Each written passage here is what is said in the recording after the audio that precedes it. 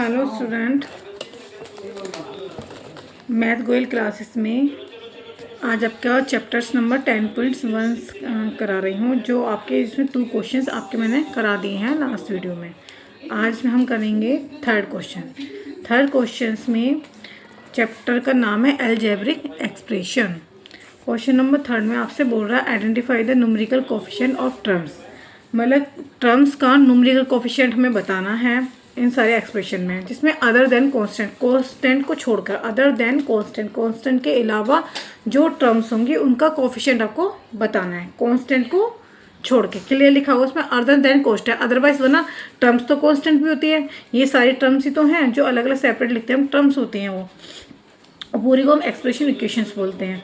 तो हम क्या इसमें देखो कितनी चीज़ होती हैं आपका इसमें टर्म्स होता है, ठीक है, कोफिशिएंट्स होते हैं,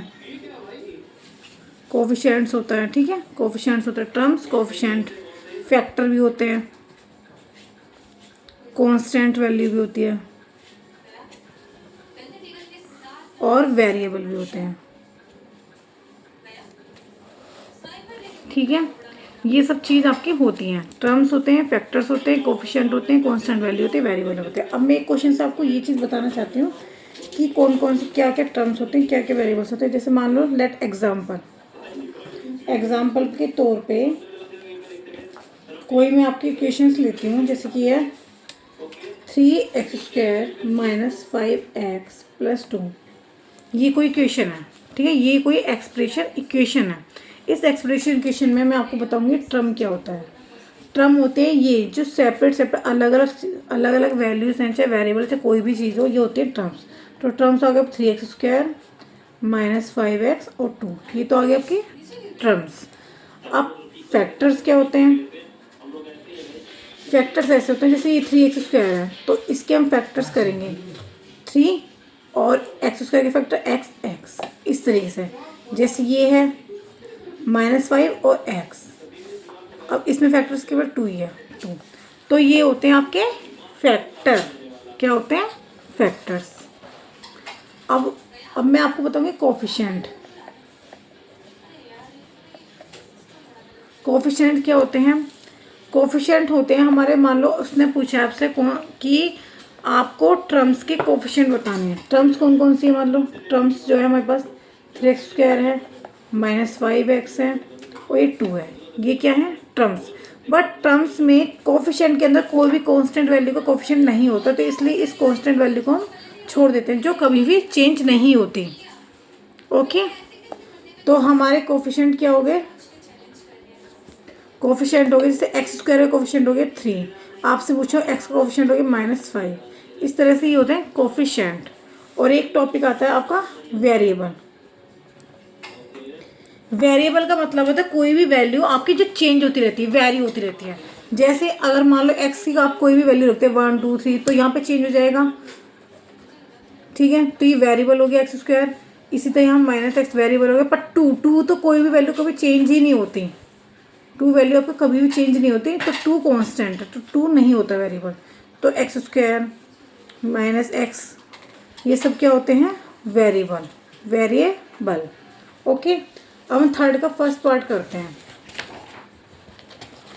अब आपको मैंने अभी बोला थर्ड के फर्स्ट पार्ट में आपसे बोला है कि आपको टर्म्स का कोफिशिएंट निकालना, न्यूमेरिकल कोफिशिएंट निकालना है, बट अदर देन कांस्टेंट, उस कांस्टेंट को छोड़ के। जैसे आपका ये क्वेश्चन है 5 - 3t², तो कांस्टेंट छोड़ दिया, तो टर्म्स कौन सी होगी? -3t²। जैसे मैं आपको करके बता रही हूँ, फर्स्ट पार्ट है आपका 5 - 3t²। ओके, तो अदर देन कांस्टेंट को मैं छोड़ दिया, तो टर्म क्या हो गया आपके पास? टर्म्स हो गई -3t², टर्म हो गई। अब उसने बोला उस टर्म्स का न्यूमेरिकल कोफिशिएंट, तो हमारे पास न्यूमेरिकल कोफिशिएंट क्या हो गया? -3। न्यूमेरिकल कोफिशिएंट हो गया -3, तो दैट इज द आंसर। इस तरीके से आपको ये क्वेश्चंस करनी है। हाँ, जैसे ये क्वेश्चन है, इसमें टर्म्स निकाल दी मैंने और टर्म्स के कोफिशिएंट निकाल दी। न्यूमेरिकल कोफिशिएंट पूछा है, क्योंकि अदर देन कांस्टेंट वैल्यू, मतलब कांस्टेंट टर्म को छोड़ के आपके पास जो अलग और टर्म्स हैं उन टर्म्स को आपको लिखना है, फिर उन टर्म्स के न्यूमेरिकल कोफिशिएंट को आपको निकालना है। इसी तरीके से ये थर्ड के सारे पार्ट इसी तरह से क्लियर हैं, सब इसी तरह से होंगे।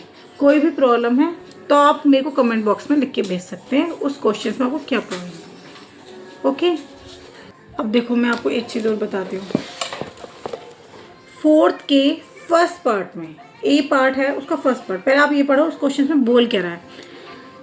Identified term which contain x, वो टर्म जिसके पास एक्स है उसी एक्स टर्म का आपको कोफिशिएंट निकालना है। पहले आप क्वेश्चन की लाइन को समझो, उसके बाद आपको क्वेश्चन करने का तरीका इजीली समझ में आ जाएगा।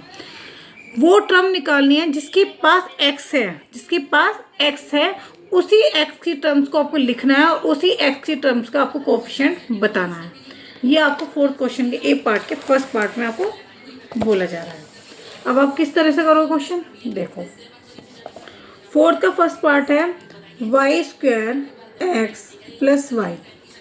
ओके, ये आपका क्वेश्चन है। अब मैं आपको पहले क्या बोल रहा है, टर्म जिसके पास एक्स है उस टर्म्स को निकालना। टर्म इसके पास एक्स है तो वाई स्क्वायर एक्स होगी इसकी टर्म। अब उस एक्स का क्या निकाला, वो कोफिशिएंट, कोफिशिएंट हो गया वाई स्क्वायर। समझ में आ गया। एक एक पॉइंट आपको मैं आपको तरीके से समझा रही हूँ। एक्स जिसके पास एक्स है उसकी टर्म निकालनी है और उस एक्स टर्म का जो आपने निकाली है उसका कोफिशिएंट आपको बताना है जिसके पास एक्स है। अब इसका देखो सेकंड पार्ट, सेकंड पार्ट भी आप इसी तरह से 13 Y square minus 8 Y X. अभी मैंने क्वेश्चन में क्या लिखा, जिसके पास एक्स है उस टर्म को बताना है। इसके पास एक्स है तो माइनस 8 वाई एक्स तो आपकी टर्म हो गई और इसका कोफिशिएंट क्या हो गया, कोफिशिएंट हो गया इसका एक्स का कोफिशिएंट माइनस 8 वाई। अब क्या न्यूमेरिकल नहीं वाला, उसने एक्स का कोफिशिएंट बोला है। एक एक पॉइंट क्लियर है आपको किस तरीके से क्वेश्चन आपको करना है, किस तरह से आपको बताया गया है क्वेश्चन का मतलब।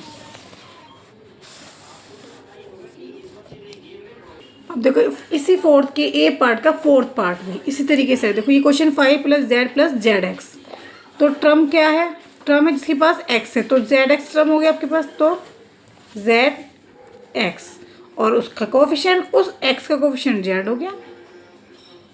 किसी तरीके से इसके सारे पार्ट्स हम करेंगे।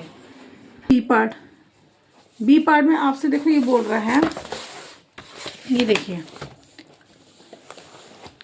बी पार्ट में बोल रहा है identify terms which contain Y square and give the coefficient of Y square. मतलब जो टर्म्स वाई स्क्वायर रखती है वो टर्म लिखनी है और उस वाई स्क्वायर का कोफिशिएंट लिखना है। क्लियर है बात। बी पार्ट का फर्स्ट पार्ट, ठीक है फर्स्ट पार्ट। अब मैंने आपसे क्या बोला, वाई स्क्वायर की टर्म्स निकालनी है। पहले आप लिखोगे यहाँ पे टर्म्स, वाई स्क्वायर की टर्म्स कौन सी, देखो एक्स है माइनस एक्स, तो आपको अगर प्लस होता है तो साइन लिखने की जरूरत नहीं पड़ती, अगर माइनस है तो उस साइन को भी आपको लेना पड़ेगा। अब उस वाई स्क्वायर का कोफिशिएंट भी आपसे पूछा है, वाई स्क्वायर कोफिशिएंट क्या है minus x, that is the answer. Terms पूरी लिखनी है, ये बात ध्यान रखना। वाई स्क्वायर जिसमें है उस टर्म्स को आपको कंप्लीट लिखना है, फिर उस वाई स्क्वायर का कोफिशिएंट लिखना है आपको आंसर में।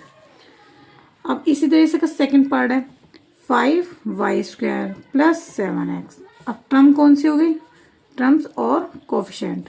टर्म्स 5 वाई स्क्वायर जिसके पास वाई स्क्वायर है और कोफिशिएंट 5 हो गया। इसी तरीके से आप इसका थर्ड पार्ट भी कर सकते हो। थर्ड पार्ट में क्या कह रहा है, 2x square Y minus 15 X Y square plus 7 Y square, ये है। अब आप पहले टर्म्स निकालो फिर कोफिशिएंट। ओके, अब टर्म्स कैसे निकालो, वाई स्क्वायर देखो किसके पास है, यहाँ पर है, तो ये वाली एक टर्म तो ये होगी हमारी, क्लियर है। फिर एक टर्म ये हो गई हमारी 7 वाई स्क्वायर, दो टर्म है आपकी जिसके पास वाई स्क्वायर है। अब इनके कोफिशिएंट क्या है, माइनस 15 एक्स हो गया वाई स्क्वायर का, इसका वाई स्क्वायर कोफिशिएंट 7। क्लियर है सब। अब इसी तरीके से आप क्वेश्चन नंबर, ये तीन ही पार्ट थे, मैंने तीनों पार्ट आपको क्लियर करा दी हैं। क्वेश्चन नंबर 5, क्वेश्चन नंबर 5 में आपसे देखो बोल रहा है, ध्यान से देखिए, क्लासीफाई इनटू मोनोमिल्स, बायनोमिल्स और ट्राइमोमिल्स। मोनोमिल्स होता है जिसके अंदर एक टर्म्स होती है, बायनोमिल्स होता है जिसके अंदर दो टर्म्स होती है, ट्राइनोमिल्स जो होता है जिसके अंदर तीन टर्म्स होती है। समझ गए? मोनोमिल्स मतलब एक टर्म, बायनोमिल्स मतलब टू टर्म, ट्राइनोमिल्स मतलब तीन टर्म्स। तो इसमें आपको बताना क्वेश्चंस में क्या होता है। अब आप देखो एज ए एग्जांपल मैं आपको बता दे रही हूँ किस तरह से आप करोगे। जैसे क्वेश्चन है आपका 4y - 7z। अब इसमें देखो दो टर्म्स है वेरिएबल की, तो ये हो गया बायनोमिल्स। अब जैसे सेकंड है y², भाई हमें तो एक ही टर्म दिखाई दे रही है, तो एक टर्म का मतलब क्या हो गया? मोनोमिल्स। अब जैसे थर्ड पार्ट है x + y - xy, इसमें आपको दिखाई दे रही है, देखो 1 2 3 थ्री टर्म्स का मतलब ट्राइनोमिल्स। ठीक है, इसी तरह से आप ये निकाल लोगे। बायनोमिल्स 2 टर्म्स, मोनोमिल्स 1 टर्म, ट्राइनोमिल्स 3 टर्म्स। ठीक है, नेक्स्ट टॉपिक है आपका क्वेश्चन नंबर 6 का लाइक और अनलाइक टर्म्स। अब लाइक और अनलाइक टर्म्स में आपको क्या, लाइक टर्म्स जो बोलते हैं जिसके अंदर वेरिएबल्स जो होते हैं, टर्म्स के जो वेरिएबल्स होते हैं वो सेम होते हैं, उन्हें बोलते हैं लाइक टर्म्स। और जिनके अंदर वेरिएबल जो होते हैं वो डिफरेंट होते हैं, उन्हें बोलते हैं हम अनलाइक टर्म्स। जैसे कि लाइक एग्जांपल देखो 1 और 100 में तो ना वेरिएबल है ना कुछ भी है, तो ये तो नॉर्मल कांस्टेंट वेरिएबल हुए। तो कांस्टेंट का मतलब ये लाइक टर्म्स होंगे जिसमें दोनों ही के कोफिशिएंट सेम है, ना इसमें लाइक है ना अनलाइक टर्म्स है। तो ये इस वाले डिजिट को हम बोलेंगे लाइक टर्म्स, क्योंकि ये दोनों ही कांस्टेंट है, मतलब सेम चीज है। ऐसा तो नहीं एक वेरिएबल है कांस्टेंट है, दोनों ही सेम होते हैं, तो दोनों ही सेम है तो लाइक टर्म्स हो गया। ओके, अब ये वाला क्वेश्चन देखो, इसमें एक्स वेरिएबल है, इसमें भी एक्स वेरिएबल है, तो दोनों की पेयर में वेरिएबल एक्स है, तो ये हो गए लाइक टर्म्स। इसमें देखो एक्स है, इसमें वाई है, तो दोनों के वेरिएबल अलग अलग, तो ये हो गए अनलाइक टर्म्स। कहने का मतलब ये है अगर वेरिएबल सेम होते हैं तो लाइक टर्म्स होता है, और वेरिएबल चेंज होते हैं तो अनलाइक टर्म्स होता है। अब देखो एक्स वाई चाहे वाई एक्स लिखो है, तो मल्टीप्लाई में एक्स वाई हो या वाई एक्स हो, दोनों इक्वली होते हैं, तो ये भी लाइक टर्म्स हो गया। ये m² p है, ये mp² है, अलग अलग वेरिएबल है, तो ये अनलाइक टर्म्स हो गया। ये xz है, स्क्वायर जेड है, ये भी दोनों अलग अलग हो गई आपके वेरिएबल्स, तो ये भी अनलाइक टर्म्स हो गए। तो आपको डिफरेंस पता चल गया होगा अनलाइक और लाइक टर्म्स में। क्वेश्चन नंबर 7 में आपको ये पूछा आइडेंटिफाई लाइक टर्म्स। देखो ध्यान से आइडेंटिटी करना है आपको लाइक टर्म। इस पूरे क्वेश्चन में आपको लाइक टर्म्स छांटना है आपको। क्वेश्चन नंबर 7 का ए पार्ट, इसमें आपको लाइक टर्म्स छांटनी है। मैंने अभी आपको बताया है क्लियर कि लाइक टर्म्स कौन सी होती हैं, तो लाइक टर्म्स इस आंसर में लाइक टर्म्स आपको छांटनी है। आप देखो कि वेरिएबल्स सेम, देखो कौन कौन से में है।